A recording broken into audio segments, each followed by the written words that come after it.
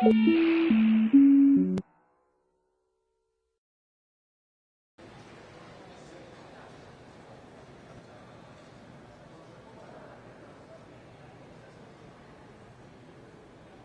Better Aid is a global civil society group that has been closely working on aid effectiveness agenda.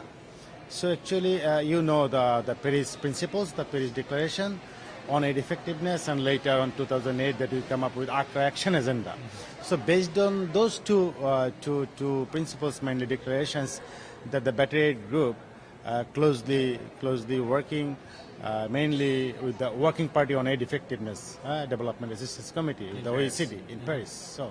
So generally, we being the part of that group that we are involved in, and it is actually to discuss about the policy issues with the OECD, with the Working Party, and to draw up the civil society perspective.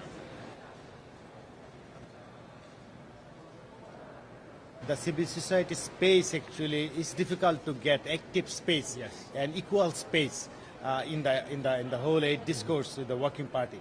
But it is good that due to the civil society is active engagement and a consolidated sort of effort, now actually they are counting civil society's opinion so far, and it is at the same time we analyze policies, critically analyze the policies, and also we engage the other actors having sort of advocacy and campaign programs at different countries, particularly in the developing countries, and then taking the opinion from the ground that we draw up actually and share.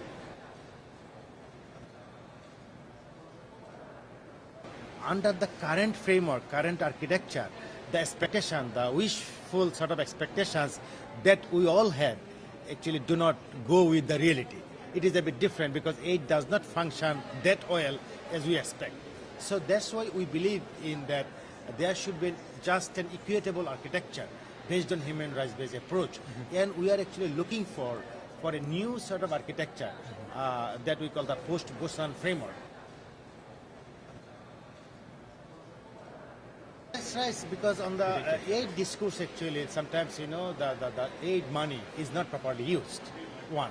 Why it is not properly used? Because of the aid delivery management has some sort of the loopholes, problems. So the governance is an issue there.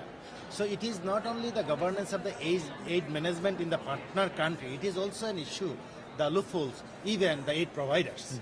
So what we observe actually that we work for an inclusive process. Suppose in the partner countries, there are sort of democratic deficit, there are corruption issues, there are the rights issues, human rights violation. So these are the major issues. So that we draw, taking the experiences from the ground, the realities, even taking the experiences from the project that we monitor, right, that it does not go well.